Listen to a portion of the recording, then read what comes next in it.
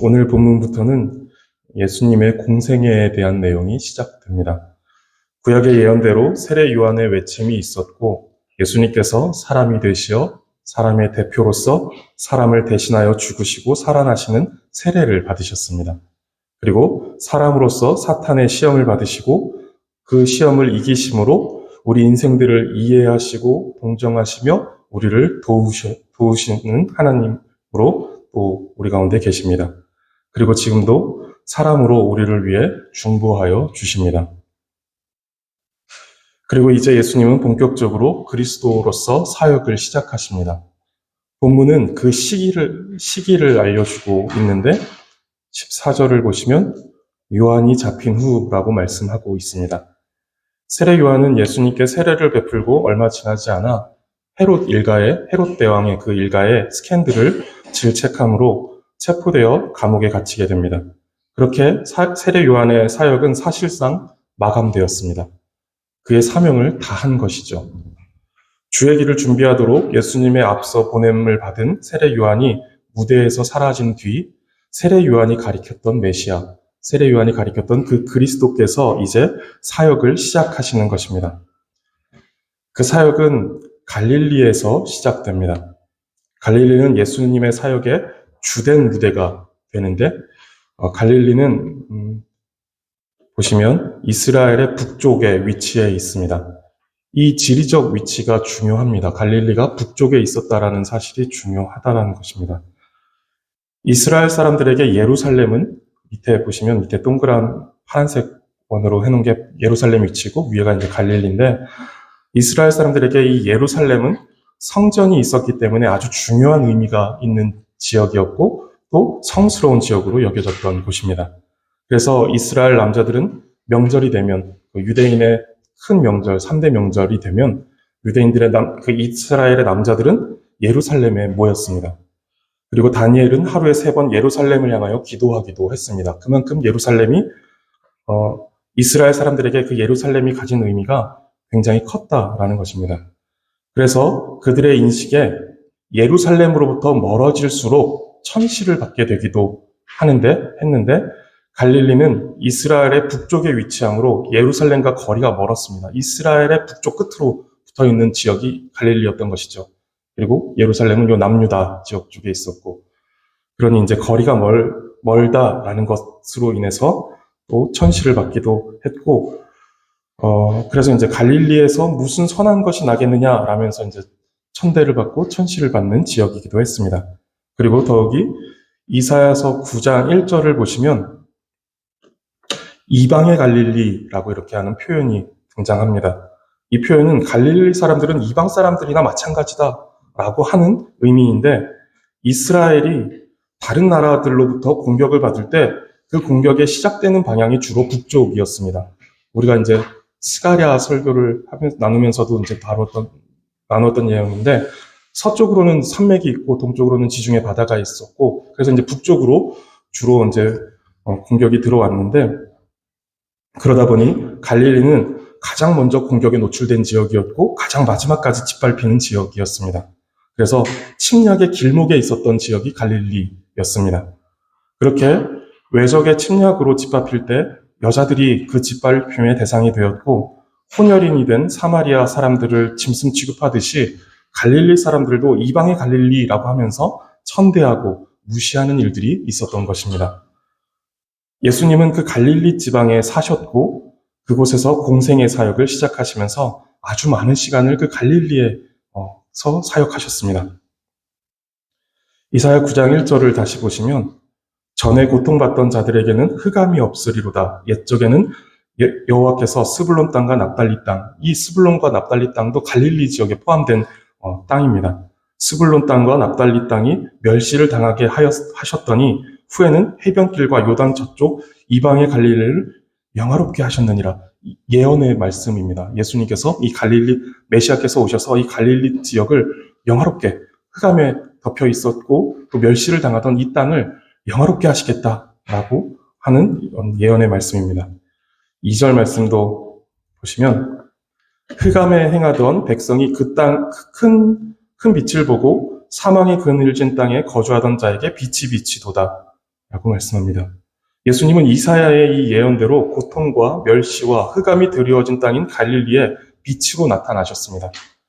예수님은 힘있고 부유하며 인기 있는 곳에서 태어나지 않으셨고 그러한 곳으로 가지 않으셨습니다.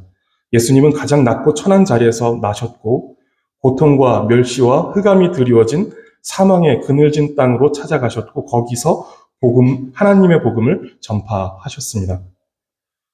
마가는 예수님께서 전하신 그 복음이 하나님의 복음이다라고 이렇게 말합니다.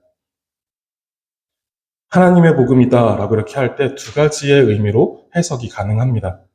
하나는 하나님으로부터 나온 복음, 이 복음의 근원이 하나님으로부터 나왔다, 하나님으로부터 인한 것이다 라고 하는 것과 또 다른 하나는 하나님에 관한 복음이다 라는 것입니다. 이 복음은 하나님에 대하여서 말하고 있는 것이다 라는 것이죠.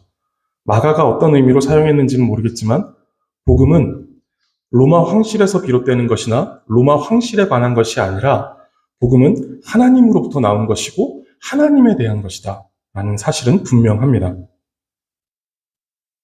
성도님들, 복음이 무엇인가요? 기독교 서점에 가보면 복음이란 무엇인가 라는 이 같은 제목의 책들이 여러 권 있습니다. 같은 책이 여러 권 있다는 게 아니라 같은 제목으로 쓰여진 책이 여러 권이 있다라는 거예요. 그만큼 중요한 주제이고 중요한 질문입니다. 그래서 이것에 대한 답들을 여러 사람들이 하고 있는 것이죠. 복음은 마가가 말씀하고 있는 것처럼 하나님으로부터 나온 하나님에 대한 것입니다. 그런데 죄인인 우리는 복음을 자꾸 변질시켜서 세상으로부터 나온 세상의 것들로 만들어 가려고 합니다. 세상의 것들이 복음이다. 내가 원하는 복음은 세상으로부터 나오는 거야. 내가 원하는 복음은 세상에 관한 것들이야. 잘 먹고 잘 사는 것. 세상이 나한테 줘서 이것을 가지고 내가 잘 먹고 잘 사는 것. 근데 그것을 가져다 주는 수단으로서 하나님을 이용하려고 하고 그것이 마치 복음인 것처럼 꾸미고 하는 것들이 죄인인 우리의 생각 속에서, 우리의 마음 속에서 발생한다라는 것입니다. 2000년 전 예수님께서 오셨지만 자기들 마음대로 예수님을 슈퍼 영웅으로 여기고 자신들이 원하는 대로 일하고 자신들이 원하는 것들을 안겨주는 메시아를 원했듯이 오늘 우리도 복음을 변질시키고 왜곡시켜서 하나님의 값진 복음이 아니라 세상의 싸구려 복음, 수많은 종교와 점집, 그리고 철학관에서도 똑같이 찾아볼 수 있는 이 허무한 복음으로 만들어가는 것을 어렵지 않게 볼 수 있습니다. 복음은 하나님의 복음입니다. 그것은 철저하게 하나님을 위한 복음입니다. 돈 잘 벌고 행복하게 해주고 아프지 않게 해주는 것이 복음이 아닙니다. 우리를 위하는 것은 그 자체로 복음이다라는 말이 성립되지 않습니다. 그것은 복음이 아닙니다. 복음은 철저히 하나님을 위한 것입니다. 그것들은 행복하게 살고 잘 먹고 잘 살고 돈 잘 벌고 아프지 않게 하는 이것들은 복음의 부산물입니다.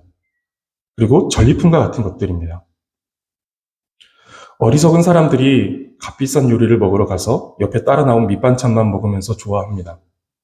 그런데 그건 있어도 그만, 없어도 그만인 것들입니다. 중요한 메인 요리가 나왔고 그것의 뚜껑이 열려져서 우리 앞에 놓여졌는데 이것을 맛보아야 하지 않을까요? 만약에 복음이 잘 먹고 잘 사는 것이었다라고 한다면 복음을 맛보았던 사도들과 선교사들은 왜 복음을 위해 목숨을 바치고 왜 복음을 위하여 안정된 삶을 내팽개치며 왜 이 미개한 땅으로 찾아 들어왔을까요?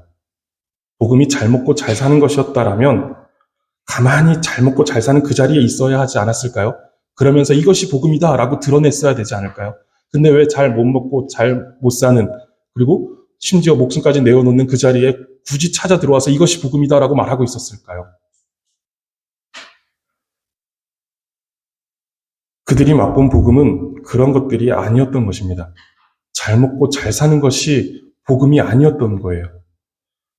복음에는 돈의 맛도 없고 명예의 맛도 없고 심지어 이 땅에서 누리는 행복의 맛도 없었던 것입니다. 적어도 그들이 맛보았던 복음의 맛에는 그러한 것들이 포함되어 있지 않았던 것입니다.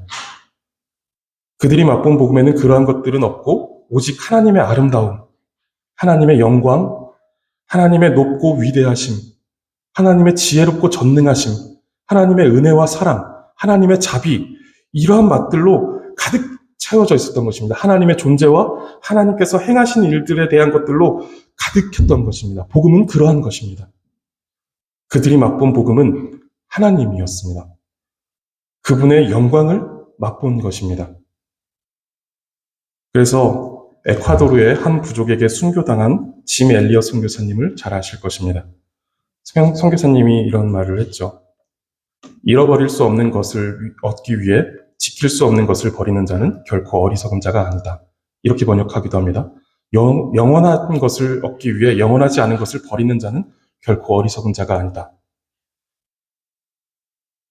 이렇게 말하고 나서 이 선교사님은 아마존 정글의 미개한 부족에게 나아갔고 그들의 창에 찔려 죽었습니다. 잃어버릴 수 없는 하나님의 영광, 영원한 하나님의 영광을 얻기 위해 지킬 수 없는 이 땅의 것들, 영원하지 않은 이 땅의 것들을 버리고 심지어 목숨까지도 버리는 자는 어리석은 자가 아니다라고 하는 것입니다.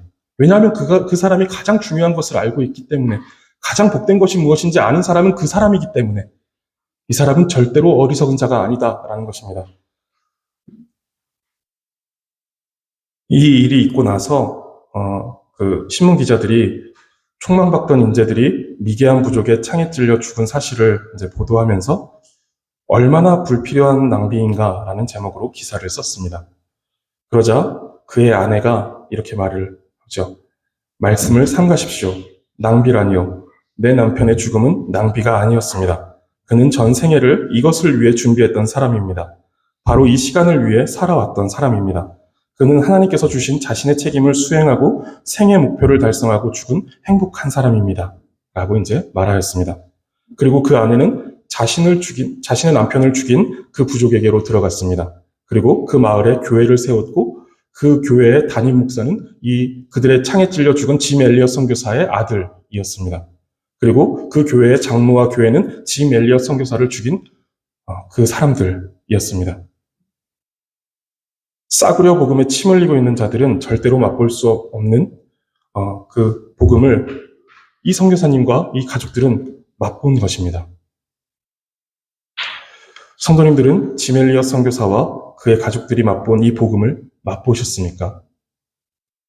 성도님들이 맛본 그 복음을 가지고 세상 가운데 살아가고 계십니까? 자기가 가진 모든 것을 버리고서라도 붙들고 싶은 하나님의 영광, 그 하나님의 아름다움을 경험하셨습니까? 내가 조금 더 잘 먹고 잘 사는 것, 이게 문제가 아니라 하나님께서 영광 받으시는 것에 내가 온통 모든 삶의 모든 세포까지도 다 심취해버린, 거기에 나를 다 내어던져 버리는 이러한 삶을 살아가고 계십니까? 이 복음은 교회를 오래 다닌 사람이 맛보는 것이 아닙니다. 똑똑한 사람만 맛볼 수 있는 것도 아닙니다. 착한 사람이 맛보는 것도 아닙니다. 이 복음은 하나님께서 맛보게 하신 사람이 맛볼 수 있습니다. 복음은 권고가 아니라 소식입니다. 교회를 열심히 꾸준히 다니면 복음을 맛볼 수 있다라고 하는 권고의 말씀이 아니다라는 거예요. 열심히 교회 다녀봐. 그러면 너 이 복음의 맛을 볼 수 있을 거야. 이런 권고의 말씀이 아니다라는 것입니다. 더 많이 지식을 쌓으면 더 착하게 살면 맛보게 될 것이다라는 충고가 아닙니다. 복음은 소식입니다. 분명한 사실로서 하나님의 영광과 아름다움, 그것이 예수 그리스도 안에서 우리에게 허락되었고 우리는 그 영광 가운데로 초청되었다라는 소식입니다. 그 소식을 들은 사람은 누구나 나아갈 수 있습니다. 흉악한 죄인도, 가장 어리석은 사람도, 가난한 사람도 누구든지 나아갈 수 있습니다. 우리의 노력과 의지, 우리의 어떤 조건으로 허락되는 것이 아니라 하나님께서 택하신 자들에게 맛보게 하시는 것입니다. 그 참된 복음, 하나님에 대하여 맛본 사람들은 다른 것에 목말라 할 수 없습니다.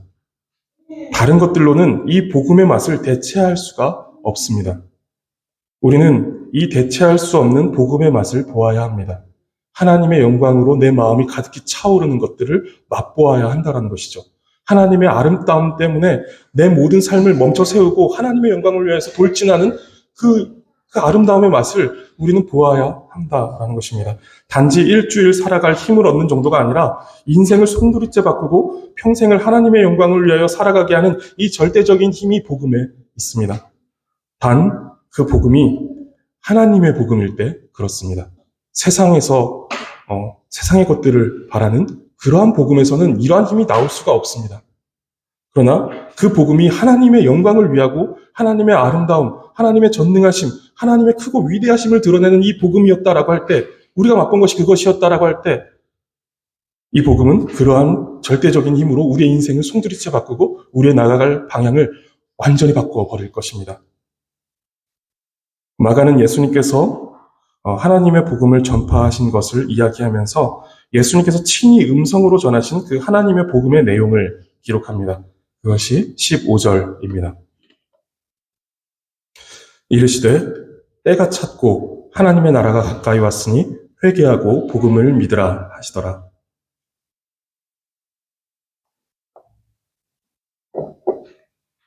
이것이 예수님께서 친히 음성으로 전하신, 살아계신 그 하나님이 사람이 되셔서 그 사람의 음성으로 말씀하신 하나님의 복음입니다.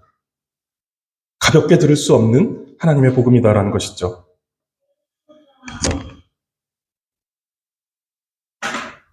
때가 찼다라고 하는 것은 이제 죄와 사망이 주관하던 악의 시대는 종결되었다라고 하는 말씀입니다. 하나님께서 계획하시고 정하시어 이 악한 세상을 심판하실 바로 그날이 되었다라는 것입니다. 하나님께서 맞춰놓으신 알람이 울린 것입니다. 하나님께서 정하신 때가 되었다라고 하는 거예요. 그리고 하나님의 나라가 가까이 왔다라고 말씀하십니다. 하나님의 나라는 하나님이 왕 되신 왕국입니다. 주권이 국민에게 있는 이런 대한민국과 같은 나라가 아니라 모든 주권이 절대적으로 하나님께만 있는, 왕 되신 예수 그리스도께만 있는 왕국, 킹덤이라고 하는 단어로 번역됐는데 그 왕국이다라는 것입니다. 그 왕국이 왔다라는 거예요. 사탄이, 사망이, 죄가 더 이상 왕노릇할 수 없는 하나님의 나라가 가까이 왔다라는 것입니다. 다른 것들이 주권을 행세할 수 없는 하나님만이 왕으로서 그 주권을 행세하시는 하나님의 나라가 왔습니다.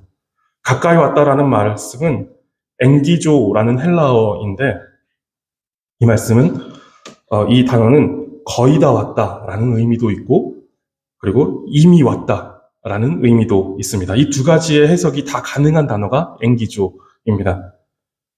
하나님의 나라의 왕이신 예수님께서 이미 이 땅에 오셨습니다. 이것으로 볼 때 이 엔기조는 이미 왔다라고 해석될 수 있고, 그러나 아직 완성된 하나님의 나라는 오지 않았고 예수님의 재림과 함께 이 땅에 올 것이기 때문에 이 엔기조는 그때 거의 다 왔다, 가까이 왔다라고 해석될 수 있을 것입니다. 즉, 이 엔기조, 가까이 왔다라는 말은 하나님의 나라가 이미와 아직의 긴장 속에 있다라는 것을 말해주고 있습니다. 그래서 하나님의 나라는 이미 임한 하나님의 나라이지만 동시에 아직 임하지 않은 하나님의 나라, 곧 임할 하나님의 나라입니다. 우리가 아이들에게 예수님 어디에 계셔? 라고 이렇게 말하면 우리 마음속에 계셔 라고 답하도록 가르쳐 주기도 합니다.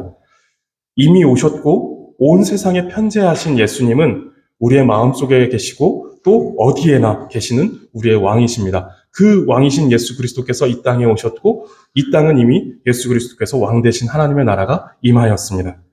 그리고 또한 예수님은 지금 하나님 우편에 앉아 계셨다가 그 앉아 계신 그 자리로부터 산자와 죽은 자를 심판하러 다시 오실 것입니다. 그리고 그때 하나님의 나라를 완성하실 것입니다. 그날은 가까이 왔습니다. 성도님들, 하나님의 나라는 왕이신 예수님께서 이 땅에 오심으로 이미 우리 가운데 임했습니다. 어떤 목사님이 이런 말씀을 하시더라고요. 집에 고양이 한 마리가 들어와도 집의 모든 생활 양식이 바뀐다. 그런데 왕이신 예수님께서 우리 가운데 찾아오셨는데 어떻게 바뀌지 않을 수 있느냐라고 말씀하시더라고요. 성도님들의 삶은 예수님을 영접하시고 바뀌셨나요? 고양이 한 마리가 집에 들어와도 바뀌는 우리의 삶인데 왕이신 예수 그리스도께서 하늘의 영광을 버리시고 우리 가운데 찾아오셨고 우리 마음 가운데 좌정하셨는데 성도님들의 삶은 바뀌셨습니까?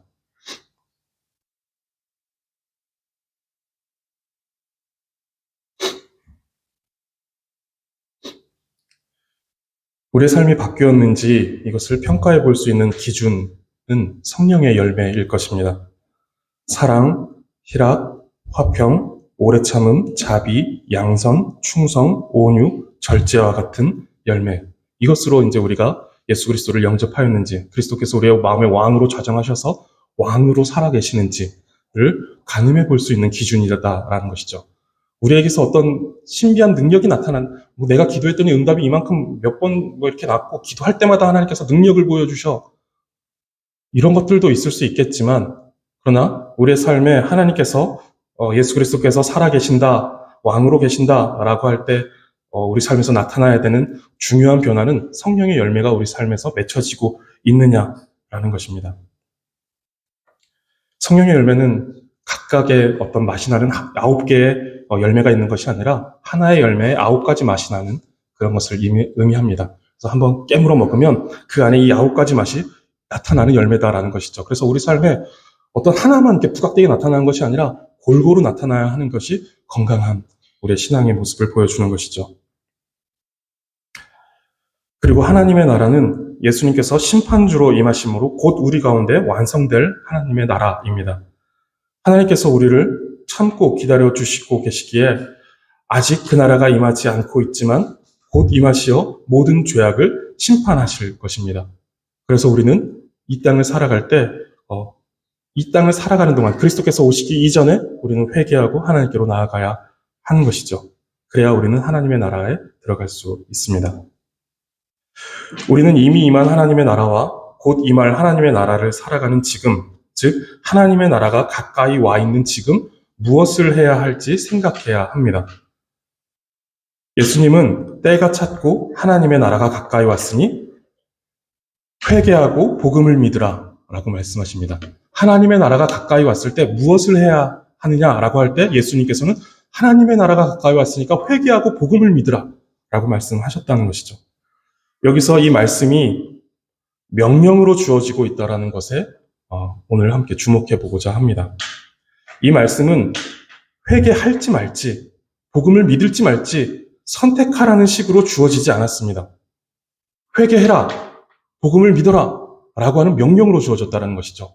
회개하라는 말이 또 명령으로 주어졌고 복음을 믿어라 라고 하는 것도 명령으로 주어졌습니다.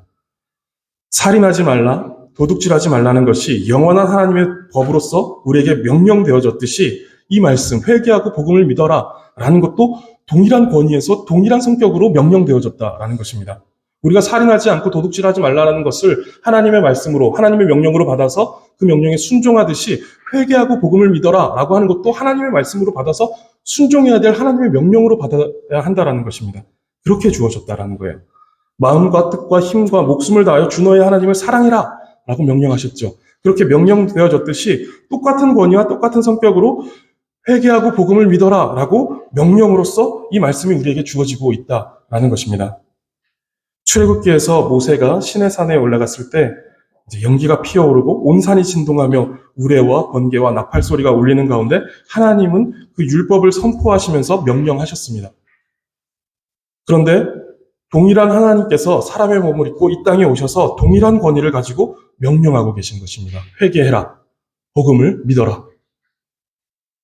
이것이 무엇을 의미하는가 하면 하나님이신 예수님께서 명령하신 이 말씀은 반드시 순종해야 한다라는 것입니다.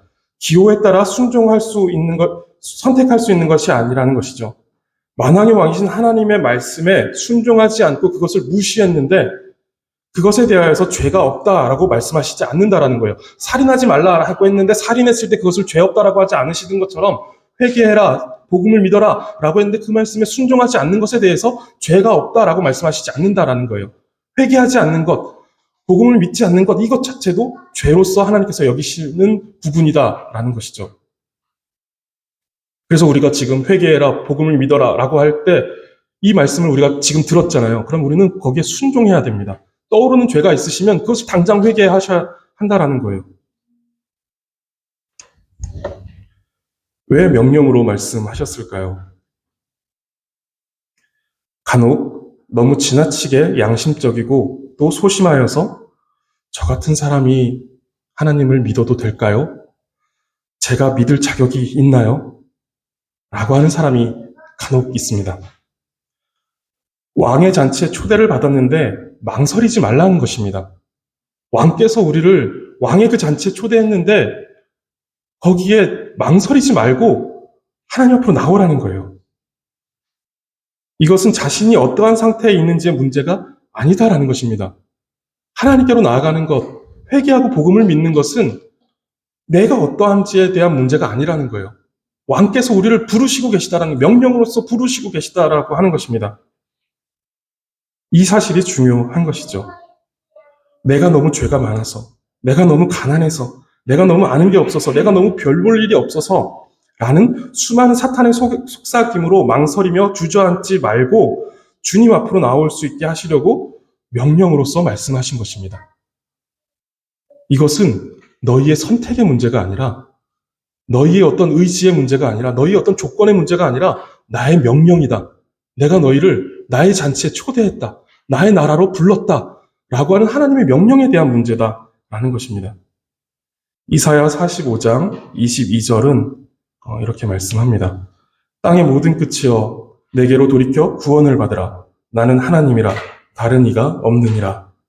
땅의 모든 끝, 이 세상 그 어디에 어떤 모습으로 있는 사람이든 돌이켜 구원을 받으라 라고 명령하십니다. 그리고 나는 하나님이다 라고 말씀하시죠. 시건치 않으시고 변개치 않으시는 하나님께서 하신 명령이다 라고 하는 것입니다. 땅에 있는 모든 사람들아 주님께로 돌이켜서 구원을 받아라 라고 하나님께서 명령하고 계시다라는 것입니다. 그때 모든 사람들이 주님 앞에 나올 때 그 하나님께서 하신 명령이기에 용서받지 못할 사람이 없다라는 것입니다. 주님께 돌이켜서 주님께 나아가는데 그 사람을 외면하시며 하나님께서 밀어낼 하나님이 아니다라는 것이죠. 그것은 하나님의 명령이었기 때문에. 회개는 방향 전환입니다. 사망을 향하여 나아가던 죄의 길에서 돌아서는 것입니다. 그런데 이것은 단지 도둑질하지 말아야지 라고 하는 마음의 변화, 결심, 결단 정도로 이해해서는 안 됩니다. 물론 그것도 대단한 일입니다. 대단한 변화입니다. 이것도 쉽지 않습니다. 우리가 죄악의 자리에 놓여 있다가 그 죄에서 멀어지는 것, 그 죄에서 돌아서는 것, 이거 쉽지 않습니다. 주일 아침에 TV를 보던 사람이 주일 아침에 TV를 보지 않고 예배 자리에 나온다라는 거, 이거 쉽지 않습니다. 20년, 30년 동안 주일 아침에 일어나면 추리닝 바람에 그냥 TV를 보던 20, 30년 동안 그렇게 생활하던 사람이 어느 날 갑자기 주일에 예배하러 가겠다라고 하는 거, 이거 쉬운 일이 아니다라는 것이죠. 이것도 대단한 일입니다. 대단한 변화입니다. 그런데 우리는 더 대단하고 더 위대한 일을 해야 하는데 성령님의 조명하심과 인도하심 가운데 지, 정, 의의 모든 것이 완전하게 변화되는 것입니다. 그래서 예수님은 회개하고 즉 죄에 대해서 인식하고 지성에 대한 부분이죠. 그리고 슬퍼해야 됩니다. 정적인 감성적인 부분이죠. 돌아설 것, 의지적인 부분이죠. 그래서 죄에 대하여 인식하고 슬퍼하고 돌아서는 것, 이것이 회개인데 이것을 말씀하시면서 복음을 믿어라 라고 말합니다. 죄에서 돌아서는 것, 돌아서서 그 자리에 가만히 머무는 것이 아니라 무언가 더 말씀하시는 것이죠. 죄에서 돌아선 그 자리에서 하나님을 향하여 뒤도 돌아보지 말고 뛰어가라는 것입니다. 달려가라는 거예요. 하나님의 그 복음의 그 영광 앞에 내가 뛰어들으라는 것입니다. 그냥 그 자리에서 돌아서는 것, 도둑질하지 말아야지 하면서 돌아서는 것 뿐만 아니라 거기서 하나님을 향해서 달려나가라는 거예요. 더 영광스러우신 그 하나님의 품 안에 안기라는 거예요. 내 삶을 송두리째 바꾸실 그 하나님께로 나아가라는 것입니다. 상한 마음을 두드려 패서 산산조각을 내놓고 그 죄를 미워하고 그 죄를 슬퍼하며 다시는 그 죄의 자리로 돌아가지 않으리라고 가슴을 찢으며 회개했다라면 그 자리에 멈춰 있지 말고 하나님께로 그 죄인을 넉넉히 받아주시고 그를 통하여 하나님의 나라를 세우시는 하나님께로 그 복음의 풍성함 가운데로 달려가라는 것입니다. 거기에 풍덩 빠져들으라는 것입니다. 회개하고 복음을 믿어라 라는 것은 돌아서서 하나님께로 달려가라. 하나님께 안겨라. 하나님의 그 영원하시고 풍성하신 품으로 들어가라. 그 복된 자리 가운데로 나아가라 라고 하는 것입니다. 남의 것을 훔치지 않는 것에서 더 나아가 남이 가난하여 누구의 것을 훔치고자 하는 마음이 생기지 않도록 가난한 자를 돌아보아야 합니다. 이것이 하나님의 나라를, 이미 임한 하나님의 나라를 살아가는 사람들의 태도인 것이죠. 누군가의 탐심을 자극할 만한 것들로 자신을 자랑하지 말아야 합니다. 주렁주렁 달지 말라는 거예요. 내가 저거 갖고 싶다라는 마음이 들지 않도록. 너무 좋은 것들로 나를 치장해서 다른 사람이 나도 저거 갖고 싶은데 나는 그런 능력이 없고 훔치고 싶다, 갖고 싶다라는 이 마음으로 짓는 죄조차도 갖게 하지 말라는 것입니다. 이것이 복음을 믿는 것입니다. 남의 것을 훔치고자 하는 자신의 죄를 미워하고 또한 누군가의 그 죄악된 마음을 성결하게 하는 일들을 돕고자 하는 거룩한 열망이 일어나는 것. 그래서 하나님의 나라를 세워가고 하나님의 나라를 준비하는, 이것이 복음을 믿는 것의 태도이고 모습입니다. 복음에 대한 순종과 믿음이 삶을 지배하여 이 땅에 이미 임한 하나님의 나라를 적극적으로 살아가는 것이고 다가올 하나님의 나라가 준비되어지도록 하는 것입니다. 회개하고 복음을 믿으라는 명령으로 우리를 부르시고 있는 자리는 하나님의 나라가 이루어지는, 또 하나님의 나라가 다가오고 있는 그 자리입니다. 우리의 회개는 마음속에 있는 죄를 제거하는 것이고 믿음은 죄가 제거된 그 마음에 그리스도의 의를 채우는 것입니다. 마음속에 있는 죄를 제거하는 것, 그럼 우리 마음이 그냥 비어있는 것이 아니라 그리스도의 의가 그 자리를 채워가는 것이죠. 그래서 죄는 제거되어지고 믿음이 그리스도의 의가 채워지는 것, 이것을 말하는 것입니다. 우리는 회개를 통해 무너지고 믿음을 통해 세워집니다. 그래서 스펄전 목사님은 어떤 분의 기도를 인용하면서 이렇게 말합니다. 주님, 회개 속에서 저를 지옥만큼이나 낮추시옵소서. 그러나 믿음 속에서 저를 천국만큼이나 높이시옵소서. 라고 이렇게 기도하는 내용을 인용합니다. 우리는 회개로 죄와 허영에 대하여 철저히 무너져야 합니다. 그래서 우리의 심령이 얼마나 가난한 상태에 있는지를 볼 수 있어야 합니다. 그리고 우리는 그리스도 안에서 온전히 세워주시는 그 믿음 가운데로 나아가야 합니다. 거기서 우리는 우리의 가난한 심령의 상태가 어떤 복을 받는지 알게 되는데, 너희에게 복이 있나니 하나님의 나라가 너희 것이다. 심령이 가난한 자는 복이 있나니 하나님의 나라가, 천국이 그들의 것이미요 라고 말씀하신 그것을, 그 놀라운 선언을 우리는 거기서 발견하게 될 것입니다. 하나님의 나라는 우리 가운데 이미 임했고 또한 곧 그리스도께서 심판주로 다시 오시어 완성될 나라입니다. 그 하나님의 나라가 가까이 와 있습니다. 성도님들, 하나님의 나라를 살아가시기 바라고 하나님의 나라를 준비하시기 바랍니다. 그리고 그 명령은 즉각적인 순종을 요구합니다. 바로 순종해야 된다는 것이죠. 회개해라, 복음을 믿어라 라고 하는 이 명령엔 지체하지 말아야 한다는 것입니다. 왜냐하면 결코 죄악이 우리의 마음 가운데, 우리 속에 잠시라도 방치되는 것을 허용하는 분이 아니시기 때문에 그렇습니다.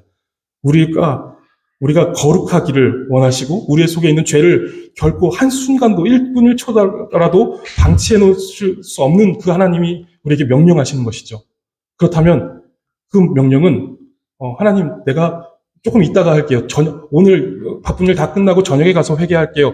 그러면 그 명령을 받은 그때부터 그 저녁 시간까지 이 짧은 기간이지만 이 기간 동안에 우리 속에 죄가 머물러 있고 죄가 여전히 우리를 주장하고 있는 그것을 하나님께서 용납하지 않으신다라는 거예요. 그래서 회개해라 라고 하는 이 명령은 즉각적인 순종을 요구하는 명령이다라는 것입니다. 그래서 복음은 언제나 지금 바로 순종해야 하는 것입니다. 성령께서 우리 마음 가운데 회개하라 라고 하시면 우리는 바로 그 즉시로 회개할 수 있어야 한다는 것이죠. 그냥 무엇을 하든지 그 자리에서 멈춰서 돌아서서 회개하고, 주님 잘못했습니다. 내가 하나님의 영광을 위해서 다시 돌아섭니다. 하나님의 영광을 위해서 다시 나아갑니다. 라고 회개할 수 있어야 한다는 것입니다. 그래서 이 말씀을 듣는 성도님들에게 회개하고 복음을 믿으라는 이 명령이 지금 이 시간에 성도님들에게 주어졌다라면 당장 회개하시기 바랍니다. 당장 복음을 믿으시기 바랍니다. 죄가 우리의 생각과 마음과 삶에 조금이라도 방치되고 남아있는 것이 허락되지 않고 명령을 들은 즉시 거룩함이 우리에게 요구됩니다. 지금 바로 회개하시기 바랍니다. 한 가지만 더 말씀드리고 설교를 마치겠습니다. 예수님은 이 복음의 메시지를 명령으로 말씀하셨는데 그것이 하나님의 명령일 때 우리는 기억할 중요한 내용이 있습니다. 하나님께서 명령하셨을 땐 그 명령에는 능력이 있다라는 것입니다.